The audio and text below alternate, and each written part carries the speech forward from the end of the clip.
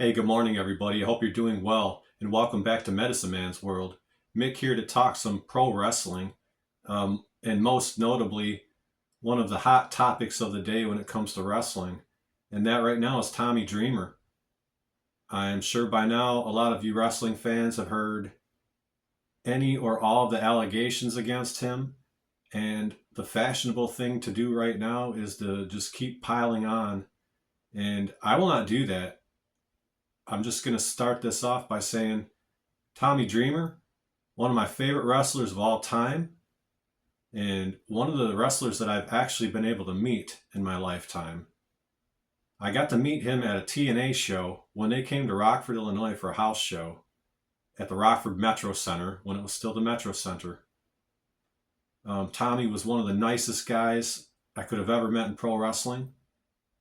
And like I said, I am not going to pile on like a lot of people are doing right now.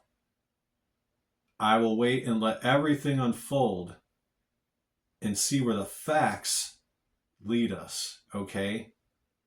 Not people's opinions, not people's feelings getting hurt in the wrestling business because maybe, something was said to them one time or something like that.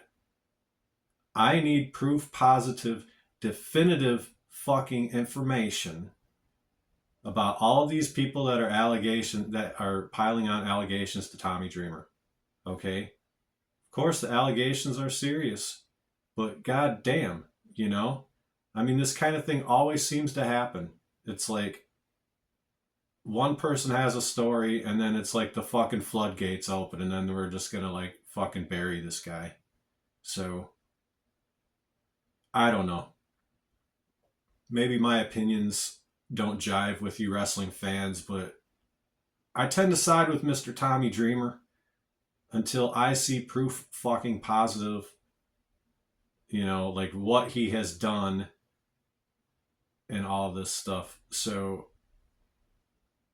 I don't know. I just think it's always kind of funny how one thing always leads to another thing, leads to another thing, leads to another thing. It's like where were all of these people with their stories, 5 years ago, 6 years ago, 10 years ago? It's like, come on, man. I don't know. I'm the type of person that needs to see definitive information and actual proof that people have done what they've done.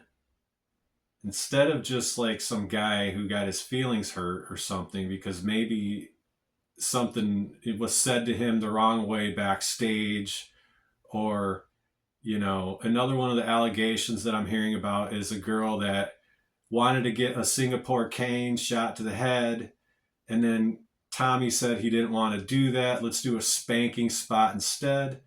Well, I mean, my God, man, spanking spots have been in wrestling for a long, long time. And I suppose the person in question here that, all these years later didn't like the spanking spot had no problem taking the money that was paid at the time of the job that they were performing. I don't know. Maybe she did it for free, but I would assume that she was paid and agreed to do said spot. So, I mean, I come from the attitude era of wrestling, man, where there was bra and panties matches and, a lot of stuff going on. And it's like, at any time, any one of these ladies, if they didn't want to take part in any of it, they could have said, no, I don't want the money. Don't pay me. I don't want to do this, But a lot of them took the money and a lot of them took part in the angles. So I think it's just kind of bullshit to, years later to come back and say, well, I didn't like, I don't know. I just have very, very mixed emotions about this. As somebody who's been a fan of Tommy Dreamer my whole life and will remain to be a fan, and I stand with him because I personally need to see definitive information. Once again, definitive, like factual information. Not just this guy said this girl said that, they said this, you know. That's just he said, she said bullshit, you know what I mean? So I don't know. Those are my 2 cents on it. I'm going to take this time and just show you a few of my photos that I have of Tommy that I took from the show that I seen him at. The one and only time I seen him live was during a TNA show. So,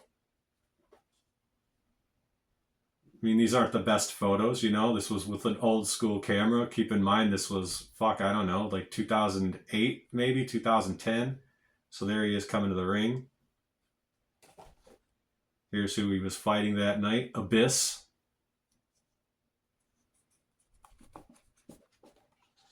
There's Abyss with Janice. If you guys remember Janice, his barbed wire 2x4.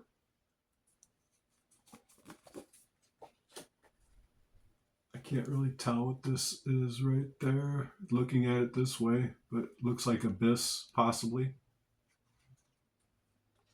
Oh yeah, Abyss with Janice again.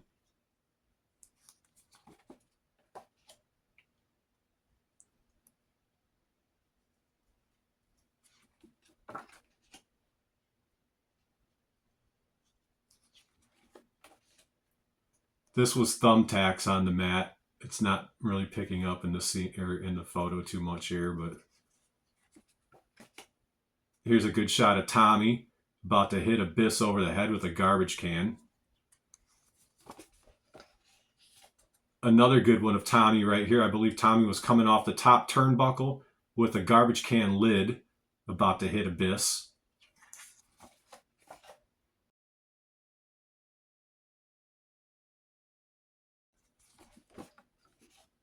Mr. Anderson gets involved, throws a chair at Abyss, helps out Tommy,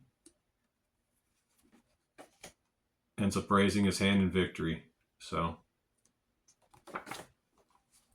just some of my quick memories of Tommy Dreamer from the one and only time I seen him live. And at that show, I was lucky enough to meet him because TNA did things right back in those days, man. I'm telling you, I spent, I think, $50 all in for my front row ticket. And they had these things back in the day called meet and greet. Well, everybody still has meet and greets, but TNA was one of the very first wrestling companies that I remember to start doing these meet and greets with the wrestlers.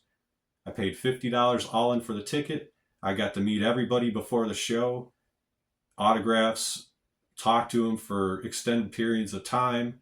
It was awesome. I don't know if anybody ever did that, if they seen TNA or not, but what would happen is if you paid for the meet and greet before the show, Don West would come out, everybody's standing in line. He'd get everybody that has the, you know, the VIP pass or whatnot. Don West would personally grab you and take you on inside and bring you right to the ring and all of that, man. It was great.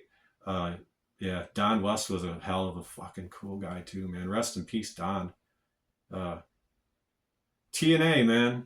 The early days, I was a fan, dude. I thought I would always go down with that ship, but I kind of got out of the TNA groove. And I particularly don't like what they're doing here lately, but we'll see. Something's going on there with that company. I don't know what it is yet. I have a theory, but we will see. But it's about all the time I have for this video.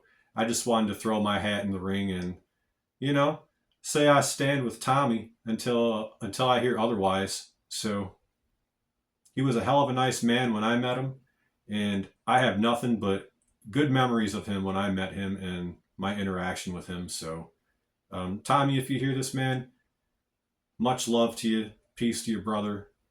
Just keep on keeping on and weather the storm the best you can, my man. And just, you know, do what you got to do, man. So, thanks for watching, wrestling fans. If you like Tommy Dreamer still, if you have any good memories of him, leave them in the comment section. If you're going to be an asshole and just pile on, your comment won't even show up today. So that is not what this video is about.